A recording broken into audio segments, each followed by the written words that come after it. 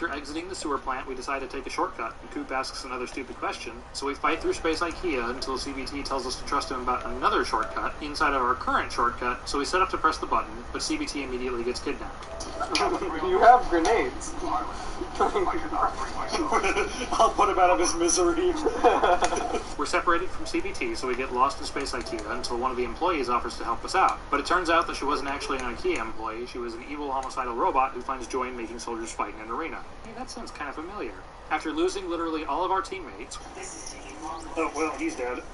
Oh my god! We escape the dome and release the hounds as a distraction so we can catch back up with CBT. Ash shows up to finish us off personally with her weeb swordsman, so we grab her and grind her into a fine paste. But that's okay, she'll recover. After exiting the Space IKEA, we end up somewhere else, and CBT continues to order us around because we're still just his fetch monkey. We start randomly time traveling, but Coop doesn't seem very concerned, so we just continue randomly time traveling through the facility until we catch up to the map of the CBT tells us not his mission because we have to be told it literally he sets us up in the zip line so we can get inside. We also let CBT know that if we wait, he's here to just throw us inside. We time travel further inside the facility until we catch up to Major Benjamin's body, the time one, which we use to manually travel through time because all those time elements are connected to the place to be accomplished. After some more time traveling, we find out that the IMC are planning to blow up Captain Big Guy's planet with the Arc of Drive. So actually, we can find out. After coming inside CBT, we time travel to the past and run directly to the Arc, because that sounds like a safe idea, and ended up in some kind of space frozen in time. We decided to run straight to the epicenter and get away. And then we wake up back in the correct timeline, perfectly fine. Unfortunately, our time travel wash didn't quite survive. We set off to the next location, and it's not until we're within visual distance of the thing that CBT actually fills us in on the mission. So I guess Coop was just hanging around for a while without asking. Coop asks another stupid question, and then complains that he can walk through deadly poisonous gas on his own wearing short sleeves and fingerless gloves, which makes me think this isn't the first time he's tried something like that. It would explain why he's mentally 14. We save some friends from stalkers, and they send Coop on a fetch quest, because of course. But I accidentally missed the animation of Coop stealing the arc tool from a Marvin because I was too busy killing every single Marvin I saw. After bringing the arc tool back, they decided to send the guy who's wearing short sleeves and fingerless gloves into a chamber full of radiation, but that's okay because we tested how long it takes to kill you, and as far as we can tell, it never actually does. What happens if I'm assuming it'll just kill me. Cooper later developed bone cancer. Jeez, how long does this take to kill me? They're really expecting people to be shit at this, right? Does this not kill you? The beeping's not getting faster. I think you were right. He just dies of cancer about 20 minutes later. Yeah. Yeah, then the game finishes, and then Titanfall 3 gets deleted in 10 years. It'll be like those old 90s movies where they have that like clip show at the end with the subtitles. It's like, Yeah, the sports movie. Jack Cooper died of cancer 20 years later. The clip shows 3 pictures, and there's like, yeah, he died. Titanfall 3 was never released. That's the explanation why. They'll fucking come out with an Apex Arena is the fucking Cooper Apex Arena. Named after Cooper, who stood inside of a fucking radioactive fucking space for no reason other than to be funny. We try to make a phone call to Mommy Briggs, but the satellite gets breaks, so we have to go fix it ourselves.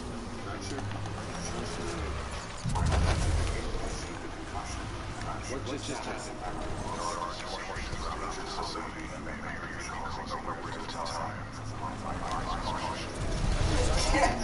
You can't remember his first assignment.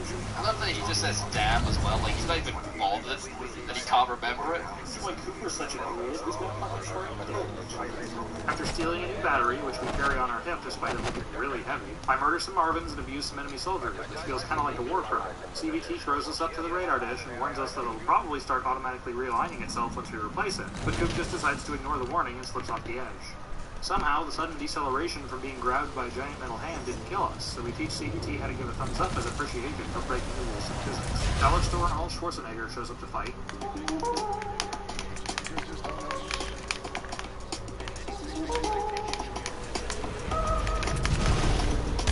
We suplex him through his guts from the rockets. We finally send a message to Mommy Briggs, and CBT admits to her that the only reason we're his fence monkey is because literally everyone else was game, but that he's grown attached and doesn't want to replace. We're forced to go Marvin and thumbs up. And Mommy Breaks fills us in on our mission literally right as we're about to drop in. We ODST drop pod, stand by for Titanfall on our way to the ground. We fight through what is randomly the hardest part of the game. We almost catch up to the Ark, but the ship takes off without us, so we hitch a ride to go after it, but are interrupted by Valkyrie's dad, who blows up our ship, but we're rescued by Parker, who I really hope isn't drunk flying. CVT fastballs us, and we're caught by the 6-4, a group of pilots who are way cooler than Jack Cooper, who I wish we spent more time with. We murder our way through the ship and regroup with the 6-4, who come up with a fun way to get to the next section of the ship all on their own without having a robot tell them what to do. The 6-4 set up to breach the bridge and tell people to pick a target, so we lie to them, but they're competent enough to get it done on their own without us, because they're not useless anymore. For some reason, they trust me to fly this thing, as if Coop has absolutely any experience at all doing this, but CBT knows I can't be trusted to do anything at all without his express input, so he comes to pick me up. Before we can catch up to the ship carrying the MacGuffin, we're attacked by Viper, who right out of the gate starts spewing one-liner after one-liner, and that makes him one of the most memorable Apex Predators, even though he's got like 5 minutes of screen time. Soldier 1, Viper's on station. Your journey ends here. Pilot BT, the skies belong to Command me. Anderson. Nowhere to run. Nowhere to hide. In the ceiling.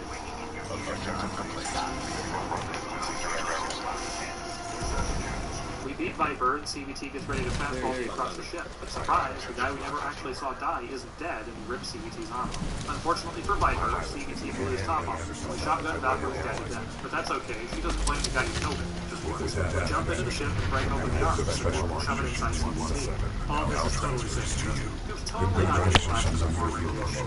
Fine. The ship gets close to hitting the ground, so CVT decides to give us a special hug before having to close. And then apparently BT lost his legs and Bliss captured Jack Cooper, but that's only shown in the load screen, and when the gameplay starts, we're already captured. Seems like kind of an important team to skip, but Lobster Bisque threatens to kill Cooper and CVT to open wide for him, so CVT tricks him by opening up just to start slaughtering everyone in the room. But unfortunately, he's way too damaged to actually get anything done, and Slope steals the arc and kills him. But that's okay, because he rips his head off so he can carry it as a souvenir, and also do the same fun. I hack a panel, I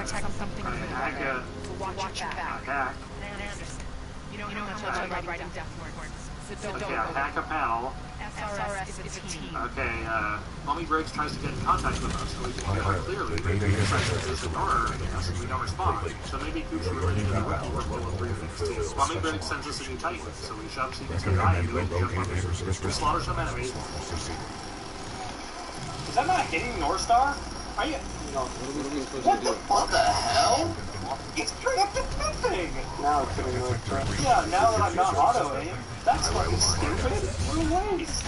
It's a Marvin. Before catching up to the Ark, Slope wants to kill us so she doesn't jump on it. We're so superior to her at this point that she straight up shoots by having abilities that an Ion Titan definitely doesn't have, so we don't just kill her in 2 seconds. We style on her anyways. 2 minutes before the end of the game, they decide to add quick time events, so I decide just to not do it, and the game continues on regardless. Why is this even in here?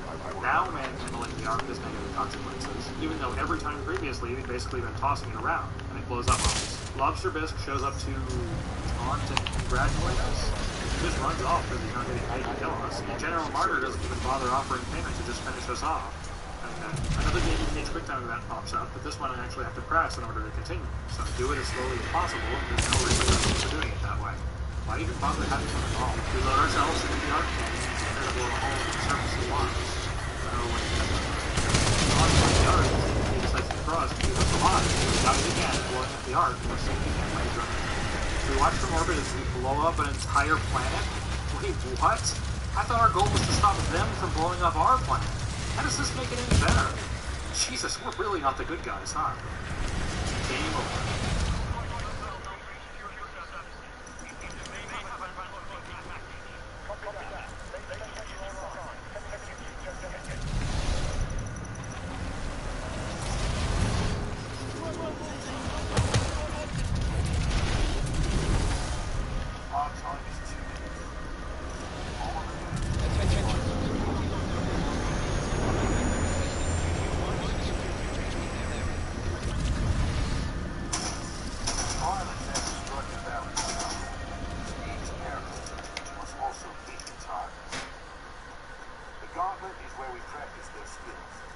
Titanfall 2 by Respawn and EA really makes you feel like a Titan. And when you're a pilot, it really makes you feel like a pilot.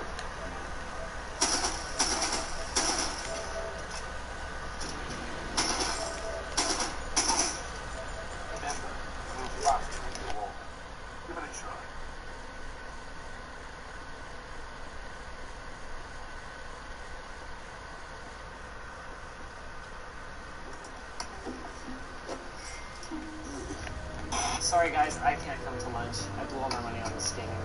Recently, I played through Gears of War 5. What? It's just called Gears 5 now? They dropped the L War from the title? When did they do that? This is the first one?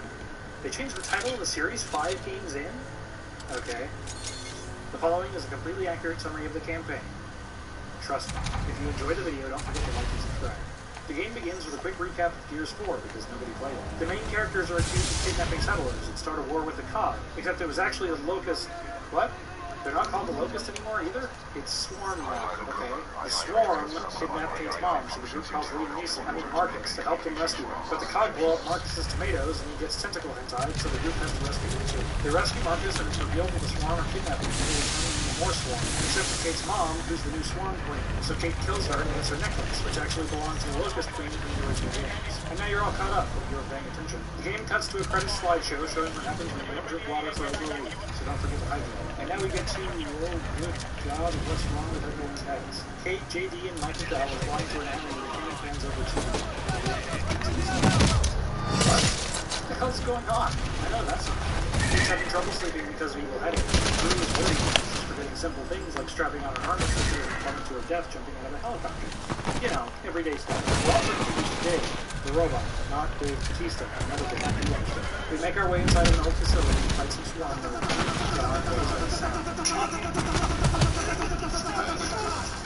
It's the weapons? Bullets? Here's our first buddy duel. There's a lot of these. This one's not specifically a door, but the rest of them are. We fight through some more swarm and I get chainsawed and hatch. So we do it again, and this time I do the chainsaw. We take a hatch to a tunnel and some Russian subway commuters want to trade for our bullets, so we let them have some for free. After taking a slide and pressing E to duck into a small hole, we struggle our way through more swarm. We press E to wander deeper inside the facility and open a buddy door to a controller into the camera of Dawn, a dubstep laser from the first game. Dave forcefully inserts himself into the satellite controls and initiates launch, but the blast doors are stuck and Baird suggests that everyone should get a safe distance away. So of course JD decides that they should do the exact opposite because he's suicidal. JD fixes the blast doors and we run back to safety before the rocket launches. Dave gets attacked by a Russian, so he usually dies, but he manages to make it through the doors in the nick of time. The crew heads back to boxing setting and we find out that the robot head lady from the Gears of War 4 recap wants to yell at us. So Dave Bautista lets us know that he'll try to talk her down. We meet up with Baird, the asshole from the first game, and his virtual waifu Iris. And Dave commits suicide, so we lie to Baird and he gives us a new Jack, an improved version of that robot that floats around and opens doors in the other games. Baird complains at us and scares Jack, but he's right. We die a lot in this game. We go through a quick training module and meet Foz, who's an asshole for no reason, so we beat him. Cut to the conversation between Dave and Robot Heavy, who is now regular Heavy, which definitely doesn't end with Dave talking him down because they're both assholes. Our bitching out is interrupted by Tarmon, the only one that survived the Gears of War game. He needs help because his town is under attack, so we're sent to help. The coal train is with us and takes a look outside, but we get shot down by Doug Bowser and JD and the coal train gets stuck under a helicopter. So I have to wait for Second Sky to come get me. Emphasis on wait.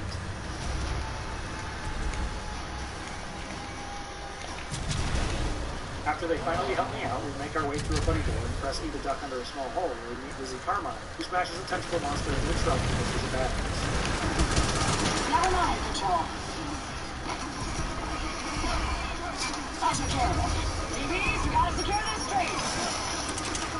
We help her clear out the bad guy parade, and Foz acts like an asshole somewhere. And it's revealed that Foz and JD killed a bunch of civilians in this town, and this isn't one of my usual murder jokes, that's actually just part of the plot. The coal train's got our back, though. We press E to enter the next area and defend the zone for a while, before Foz says something stupid that immediately happens for comedic effect. And we kill the tentacle monster to catch back up with Carnage. Because this game has no chill, we're immediately attacked by a swarm of flying witches that take over the robots because the only thing worse than fighting robots is fighting robot zombies. Our extraction gets shot down, so we head out to see if anyone survived, but we're not quite sure what to do, so we run into an inferno and that works out. After figuring out that all we had to do was help Jack's food on us, we run to the fire with no problem. Nobody survived the crash, so we murder some tourists and take a stroll to a park, and go through a buddy door into a hotel, where we murder some guests and then press E to get into a birthday party to murder the party goers, so that we can take another buddy door to fight a leech tornado, and then take another buddy door back outside.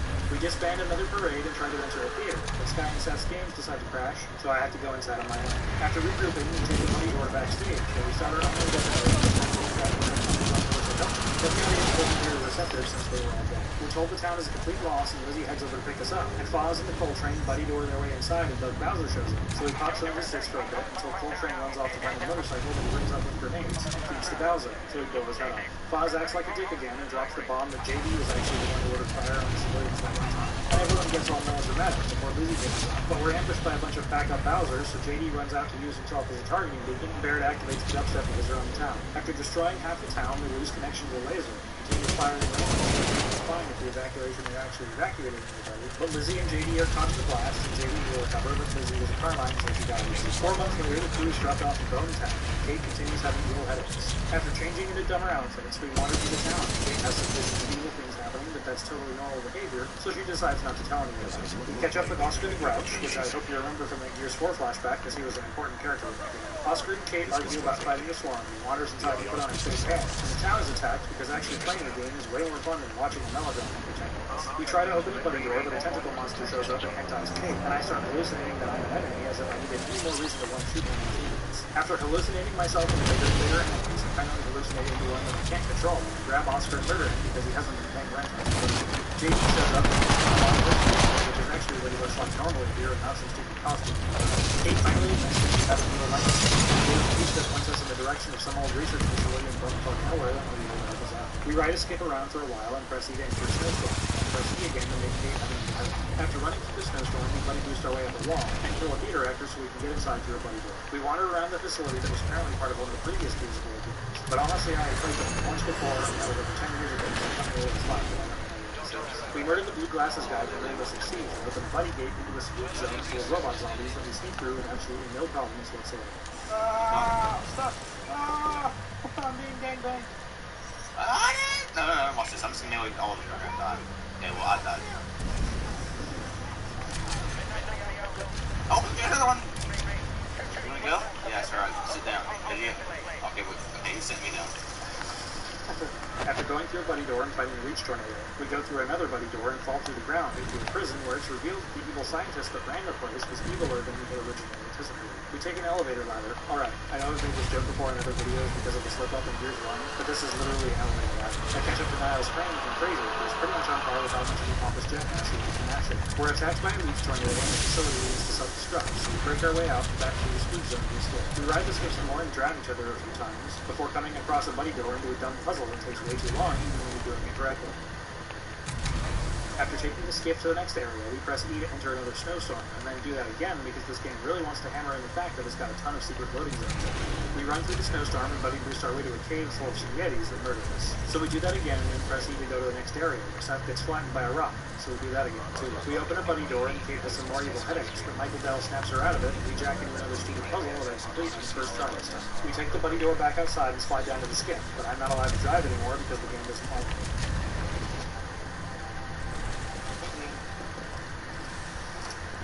Don't do this to me. Party City is now in Canadian Tire, and I've got some party ideas. Birthday Rewind! Friday. Tea time. Anytime could be party time with Party City and Canadian Tire.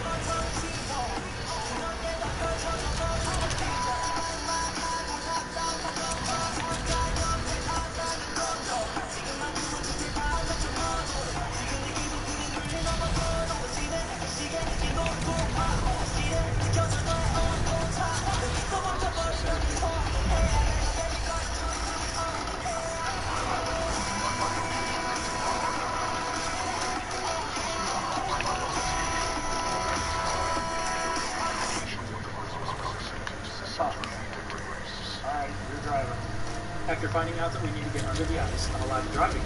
We set out to get some explosives to blast our way. We press E to jump down into the mine and set the information. So we restart and slide down into a breakable ice lake that we struggle through for a while before taking an elevator to a little headache, and then a buddy door, and I swear we were actually having fun playing this game despite all these interruptions all the time. We take another buddy door into a tentacle anti-game that we struggle through until we collect the phosphorus to shove into the lake outside, because that sounds like a great idea. After opening the buddy door and getting back to the lake spot with no problems whatsoever... Hey Jack, bro, you wanna come like do the thing you're meant to do before? I guess not. We shove the phosphorus into the lake and blow it up, which pretty much destroys the entire lake, but that's okay because there's a huge slide that keeps us alive. Pete starts having another evil headache and breaks some generators to get past the turrets.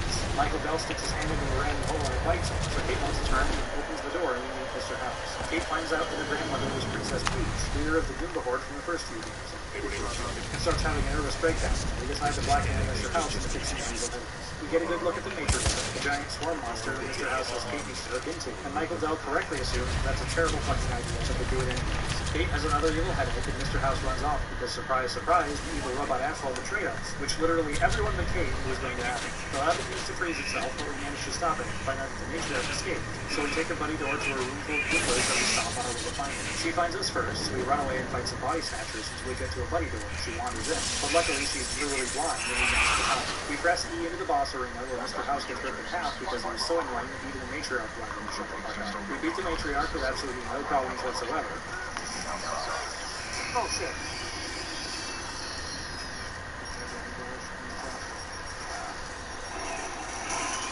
Fuck.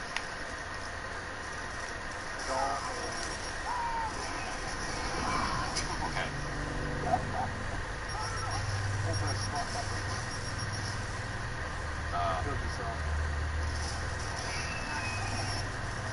Oh my god.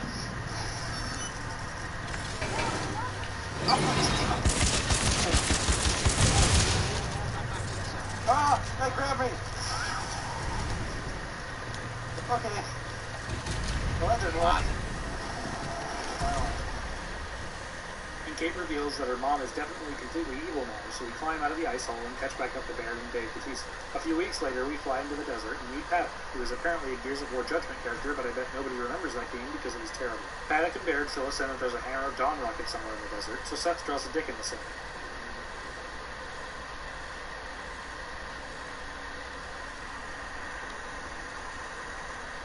Pure comedy. And we set up to find it. JD and Foz pop in, and Kate starts acting all melodramatic, but they're actually here to help us out, and suddenly Foz isn't a dick anymore? When did that character development happen? We take a buddy door into another buddy door into the missile silo, where we find out that the missile isn't actually there, so we set out to reassemble it. We open another buddy door to open another buddy door to a room full of snipers that we struggle through, to a jack door that we defend for a little while until we're let into another buddy door. We begin reassembling the rocket's nose cone, but the rail gets stuck, so we buddy kick it back into place and are ambushed by guinea pigs that we murder, so we can continue reassembling. Then we're ambushed by Swarm, and then a couple of leech tornadoes. But Jack stood in the way of the rail and died, so we have to fight the leech tornado again. After restarting the rail, we all get out of the way to ensure that nobody died again, but apparently Seth got back in the way and died, so now we have to fight the leech tornado again. After finally successfully attaching the second part of the nose cone, we move on to a buddy door, and then press E to enter the next area where Seth gets stuck in the ground. We take another buddy door and murder some rocket scientists, so we can keep following the nose cone until Sky gets our door for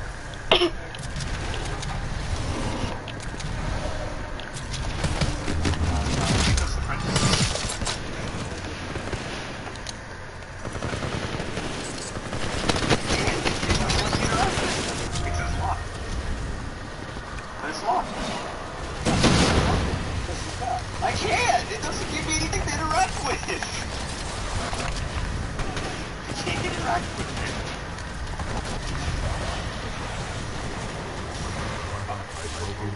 What do you want me to do? I want to open the door. I can't open the door. There's nothing. There's no interaction. I'm almost at the shock kid. We take an elevator back to the buddy door, back to the exterior buddy door, so we can use the skip to find the rocket.